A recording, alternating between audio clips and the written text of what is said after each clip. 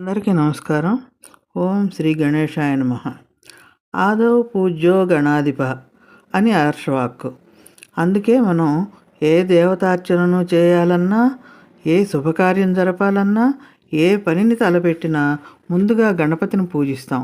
కాగా గణపతి విఘ్నాలను కలిగించే దేవుడని, ప్రతి పనిలోనూ ముందుగా ఆయనను పూజిస్తే మాత్రం విఘ్నాలను కలిగించడనే భావన కొందరిలో ఉంది. కానీ ఆ భావన సరికాదండి. వాస్తవానికి చెడు పనులకు విఘ్నాలను కలిగించి మంచి పనులను నిరాటంకంగా సాగింపజేసే దైవమే గణపతి. దేవకార్యాలకు ఆటంకాలు ఎదురైనప్పుడు, ధర్మగతికి విఘాతాలు కలిగిన సందర్భాల్లోనూ ఆయా విఘ్నాలను నివారించడానికై గణపతి పలు రూపాలలో ఆవిర్భవించినట్లుగా ఎన్నో పురాణ కథలున్నాయి. అందుకే ఆ స్వామి ఎన్నో రూపాలలో ప్రసిద్ధుడు. నిజానికి విఘ్నం అనే దానికి మన శాస్త్రాలు ఎంతో చక్కని అర్థ వివరణలు ఇచ్చాయి. విఘ్నోయం కాలః అని అంటోంది వల్లభేషోపనిషత్తు. అంటే కాలమే విఘ్నం అని అర్థం. ఇటువంటి కాలాన్ని శాసించే పరబ్రహ్మయే గణపతి. వాస్తవానికి అనుకూలం, ప్రతికూలం అనేవే కాలం యొక్క ప్రధానమైన లక్షణాలు. అనుకూలం అంటే విఘ్నాలు తొలగించబడటం, ప్రతికూలం అంటే విఘ్నాలు కలగటం. కాగా జగతిలోని ఈ అనుకూల ప్రతికూల శక్తులన్నీ గణపతి ఆధీనంలోనే ఉంటాయి. అందుకే మన ప్రతికూలతలను తొలగించి అనుకూలతను అనుగ్రహిస్తాడు గణపతి. విఘ్నం అంటే అవరోధం. ఒక పనిని ప్రారంభించిన వ్యక్తి యొక్క శారీరక, మానసిక ధైర్యాలను నశింపజేసేదే విఘ్నం. ఈ విఘ్నం అనేది ఏ కార్యరంగంలోనైనా 8 రకాలుగా అడ్డంకులను సృష్టించగలదని బ్రహ్మాండ పురాణంలోని బండాసురుని కథ చెబుతోంది. సోమరితనం, దిగులు, బేలతనం, కునుకుపాటు, అతినిద్ర, కర్తవ్యానికి వెనుదీయటం, సంకోచించటం, ఆత్మవిశ్వాసాన్ని కోల్పోవటమే ఆ 8 అడ్డంకులు. ఇవి కేవలం అనుకున్న పనుల్లో విఘ్నాన్ని కలిగించడమే కాకుండా సమర్థతకు, వ్యక్తిత్వ వికాసానికి కూడా అవరోధాలుగా ఉంటాయి. శక్తి సామర్థ్యాలను దెబ్బతీస్తాయి.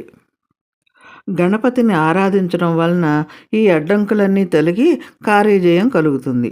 కాగా సుముఖ, దుర్ముఖ, బుద్ధి, సిద్ధి, పుష్టి, తుష్టి, కాంతి అనే వాటిని గణపతి అనుగ్రహిస్తాడని శాస్త్రవచనం. ఇక్కడ సుముఖ అంటే మంచి పనులకు అనుకూలత అని, దుర్ముఖ అంటే చెడు పనుల పట్ల విముఖత అనే అర్థాలను చెప్పుకోవచ్చు. ఇక మనం ఏదైనా పనిని ప్రారంభించాలనుకున్నప్పుడు అనుమానం, భయం, ఆందోళన, సంకోచం లాంటి వికారాలు కలుగుతుంటాయి. మనలో ఇటువంటి వికారాలన్నీ తొలగించి చేపట్టిన పని పట్ల మనలో సకారాత్మక భావనను కూడా గణపతి కలిగిస్తాడు. వికారాలు లేని భావననే బుద్ధి అని చెప్పుకోవచ్చు. అంటే ఒక పనిని ప్రారంభించేందుకు చేసే సరైన ఆలోచనే బుద్ధి. అదేవిధంగా తలపెట్టిన పని సమర్థవంతమైన పద్ధతిలో కార్యరూపం దాల్చటమే సిద్ధి. ఇక ఆ తలపెట్టిన పని ఎలాంటి ఆటంకాలు లేకుండా కొనసాగటానికి కావలసిన బలమే పుష్టి. అదేవిధంగా తలపెట్టిన పని మనసునకు ఆహ్లాదం కలిగే విధంగా సంతోషంతో చేయటమే తుష్టి. ఇక కార్యజయం వలన పొందే చైతన్యమే కాంతి. ఈ విధంగా విఘ్నాలను నివారించి విజయాన్ని అనుగ్రహిస్తాడు. కాబట్టే గణపతి విఘ్న నివారకునిగా, విజయకారకునిగా ప్రసిద్ధుడు.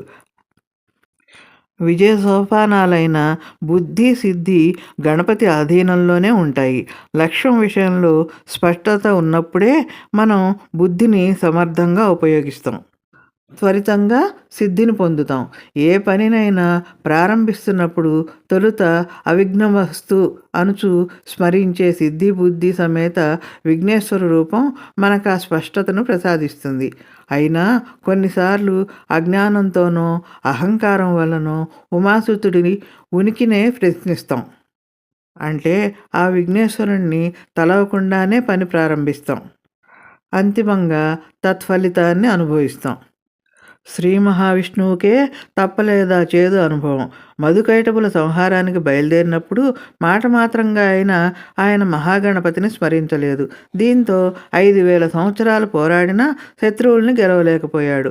ఓ దశలో తీవ్రంగా అలిసిపోయాడు కూడా. ఆ సమయంలో శివుడి సలహాతో విఘ్నేశ్వరుడిని ప్రార్థించాడు. అంతే, పరిస్థితులు అనుకూలించాయి. ఒక్క దెబ్బకు 2 రాక్షసులు రాలిపోయారు. అందుకే మనం ఏ పనినైనా గణపతి ఆరాధనతోటే ఆరంభిస్తాం. లౌకిక వ్యవహారాలకే కాకుండా ఆధ్యాత్మిక సాధనలో కూడా ముందుగా శ్రీగణనాథుడు ఆద్యంతరహితుడు, సనాతనుడు, సచ్చిదానందమూర్తి, నిర్మలమైన పూర్ణమైన అఖండానందాన్నే తన స్వరూపంగా వ్యక్తం చేసినవాడు. సృష్టి ఆరంభంలో మేరు పర్వతాన్ని తలపించే మహాకారంతో, దివ్యాభరణాలతో, 4 చేతులతో, ఖడ్గం, ఖేటము, ధనుస్సు, శక్త్యాయుధాలతో త్రిమూర్తులకు దర్శనమిచ్చాడు.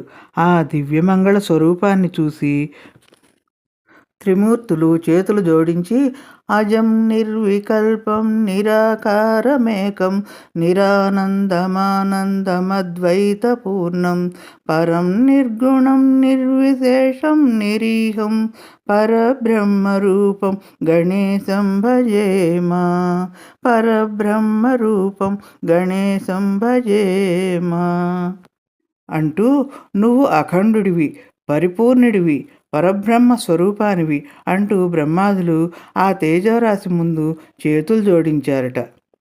గణపతిని వేదాలు గణానాన్త్వా గణపతిం అని కీర్తించాయి. ఉపనిషత్తులు పరమపురుషుడిగా కొలిచాయి. పురాణాలు విఘ్నాధిపతిగా ఆమోదించాయి.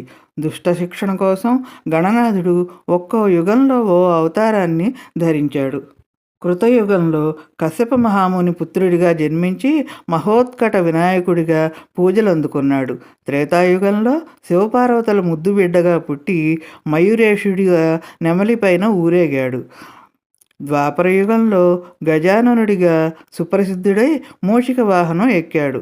కలియుగంలో ధూమకేతుగా అవతరించి ధర్మ సంస్థాపనకు పూనుకుంటాడని ఓ నమ్మకం.